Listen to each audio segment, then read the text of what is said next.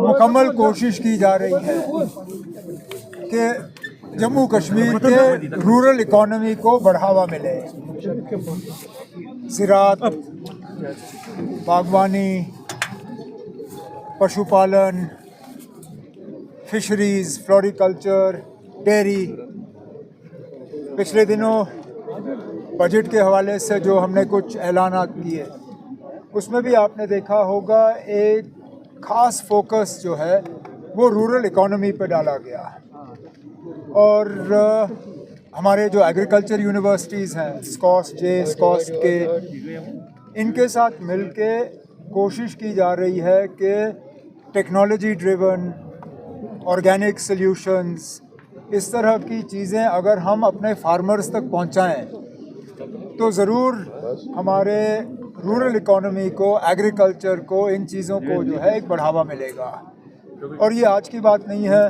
स्कॉस्ट ने ये फेस्टिवल जो है ये 11वीं बार जो आज किया जा रहा है।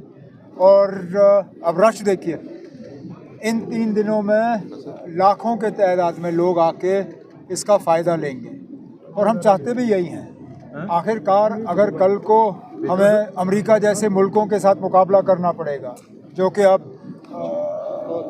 इस ट्रेड डील के बाद लग रहा है कि उनके एग्रीकल्चर प्रोड्यूस जो हैं वो हमारे मुल्क में आना शुरू हो जाएंगे, खासकर horticulture, fruit, nuts, walnut, almonds. तो अगर हमें उनका मुकाबला करना होगा, कहीं ना कहीं हमें अपनी पैदावार, प्रोडक्टिविटी और क्वालिटी दोनों को इम्प्रूव करना होगा, जिसमें ये फेस्टिवल गोंगुल का ये एक बहुत जो है इम्पोर्टेंट रोल जो है वो अदा करती है। और सब आपने नहीं पता बाकी मुल्क में क्या बेनिफिट्स होंगे, लेकिन हमें तो फ़िलहाल नुकसान ही नज़र आ रहा है। अब जिन चीज़ों को ड्यूटी फ्री यहाँ मुल्क में अब आने की इजाज़त दी जा रही है वो सारे हमारे प्रोडक्ट्स हैं। आमंड्स, वॉलनट्स, एप्पल्स, सारे फ्रूट जो हैं, फ्रेश फ्रूट, ड्राई फ्रूट, वो तो जम्मू कश्मीर की पैदावार है, यहाँ की प्रोडक्ट्स हैं। अब आप हमें कहते हो कि अब कोई फ़र्क नहीं पड़ेगा, यहाँ 70 रुपये किलो से कम आएगा नहीं, लेकिन उसका क्या मतलब है कि सारे बकवास फ्रूट हमारे ही बिकेंगे और अच्छा फ्रूट उनका बिकेगा? हमारे ग्रोअर्स ने पिछले कई सालों से अपने प्रोडक्ट को बेहतर करने में बहुत इन्वेस्टमेंट किया है। नई वैरायटीज़ आई हैं, हाई क्वालिटी आया है, सीए स्टोर्स के ज़रिए हम बेहतर प्रोडक्ट को मार्केट पे सही वक्त पे पहुंचा पाते हैं। अब अगर आप हमें कहते हो कि अच्छी चीज़ें जो है बाहर से आएंगी और जो कम कीमत की चीज़ें हैं वो यहाँ से बिकनी चाहिए, वो तो हमारे ग्रोअर्स के साथ एक बहुत बड़ा मजाक है। हम तो चाहते हैं कि सबसे बेहतरीन प्रोडक्ट्स और हाई वैल्यू प्रोडक्ट्स जो हैं वो हमारे लोगों के बिकें। तो मुझे तो फ़िलहाल इस डील से नुकसान ही नज़र आता है, फ़ायदा नहीं नज़र आता।